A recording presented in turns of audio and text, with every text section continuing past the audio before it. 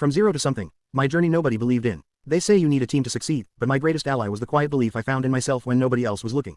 My name is Alex, and I'm 30 years old now, a man who has built a life from nothing. But for a very long time, I was just a man with a dream that no one believed in. My story isn't one of overnight success. It's a story about a journey that was so full of pain, so full of heartbreak, that the only thing left was the dream. And the only person who believed in it was me. It started 5 years ago. I was 25, a young man with a big idea and an even bigger sense of purpose. My dream was to create a piece of furniture that was more than just an object. I wanted to create something that was a work of art, a beautiful, functional sculpture that would tell a story. I was so sure it was a good idea. I was so sure it was going to change everything. My world was so full of hope and possibility, a bright, beautiful canvas of a future I was so sure I was going to paint. I was just a simple man with a simple dream, and I was ready to build it with my bare hands. But my father, Frank, a man in his late 50s who had worked the same factory job for 30 years, saw my dream as a fantasy. He was a practical man, a man who believed in a steady paycheck and a predictable life. He would just shake his head, a quiet, disappointed look in his eyes that was more painful than any lecture. He saw my passion as a childish hobby, an expensive toy for a boy who refused to grow up. My best friend, David, was a good man. He was 25, a man who had a steady job, a neat, predictable life, and a quiet sense of purpose. He was my anchor. He was the one who listened to me talk for hours, his face full of a quiet, patient wisdom. He would just be there, a silent presence in a world that was so full of doubt.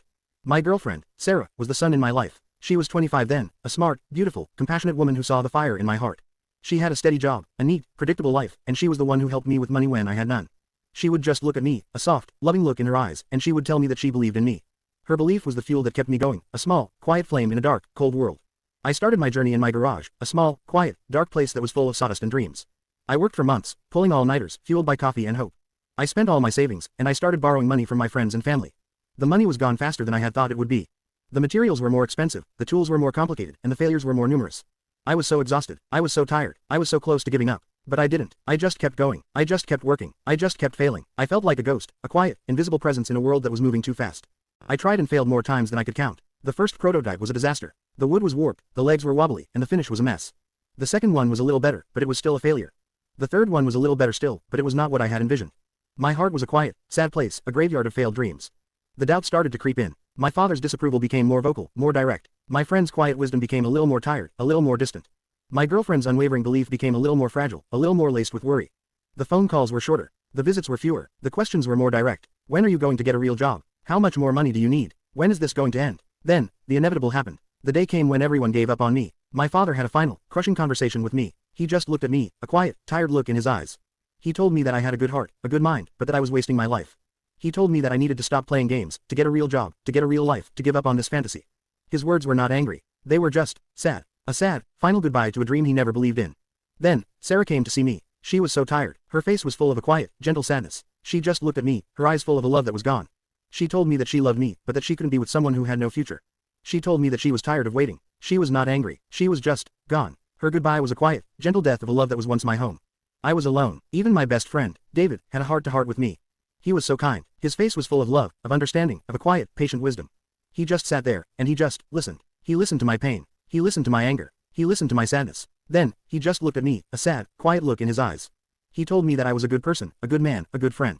But he told me that I needed to be realistic. He told me that it was time to move on. He was not angry. He was just gone. He was my last ally. And now, he was gone too. I was alone. The silence in my garage was deafening. The phone didn't ring. No one checked on me. I was a ghost, a quiet, invisible presence in a world that had moved on without me. I sat there, a broken man, a man who had lost everything.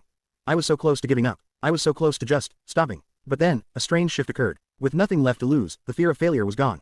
There was a freedom in knowing no one was watching. No one was expecting anything. I was at the bottom, and the only way was up. I decided to try one last time. But this time, it was for myself. Not for my father's approval. Not for my friend's respect. Not for my girlfriend's love. It was just for me. I was no longer a man with a dream. I was a man with a purpose. A purpose to prove that I was more than a series of failures. I started from scratch. I changed my approach entirely. I no longer rushed. I was meticulous, calm, and focused. I spent months building a new version of the furniture, a simpler, more elegant, more perfect version. I didn't tell anyone. I didn't ask for help. I was alone, and in a strange way, that was my greatest strength. The work was no longer a burden. It was a new kind of freedom. It was a new kind of love. It was a new kind of home. The process was the reward. The small, daily triumphs were the victories. The feeling of the wood in my hands, of the saw cutting a perfect line, of the chisel shaping a beautiful curve, it was all a beautiful, quiet symphony of creation. What would you do in this situation? Would you keep going? Would you give up? I finished the final prototype. It was not about the money anymore. It was about the perfection of the craft. It was about a man who was building a life, a dream, a purpose, a home, out of the ashes of his failures. It was a beautiful, painful, quiet, perfect thing. I took it to a small, local art gallery, an unassuming place where I wouldn't be rejected immediately. The owner, an older woman named Martha, who was in her late 60s, saw the piece and was mesmerized. She put it on display, without a single word, and the world started to notice. The reviews were glowing, the sales were steady, the commissions started to pour in. The success was a slow, steady wave, not a sudden splash. It was a new kind of success. A success that was not about a billion-dollar dream. It was about a man who had found his voice. A man who had found his purpose. A man who had found his home. The world found out. My dad saw an article about me. He called me. He just said, "I saw an article about you. I'm proud of you." His words were not a victory. They were a forgiveness. "My friend, David, send me a text. I'm sorry," he said. "I should have believed in you." His words were not a forgiveness. They were a healing. Sarah called me. She just said, "I'm so sorry. I should have waited." Her words were not a healing. They were a quiet, gentle, sad acknowledgement of a love that was gone. I had one, but I had one alone. The victory belonged to me and me alone. And in a strange way, that was the most beautiful part of the story. I was no longer a man who needed their approval. I was a man who had his own. My journey from zero to something was fueled not by external belief, but by internal conviction. The day everyone gave up on me was the day I started winning. The winning wasn't the money or the fame. It was the self-belief, the courage, and the freedom I found when I was truly alone. The greatest lesson in life is that the only person who needs to believe in you is you. What do you think? Do you need other people's belief to succeed? Or is your own belief enough? Let me know in the comments below. If you found this story inspiring, please like, share, and subscribe to support our channel.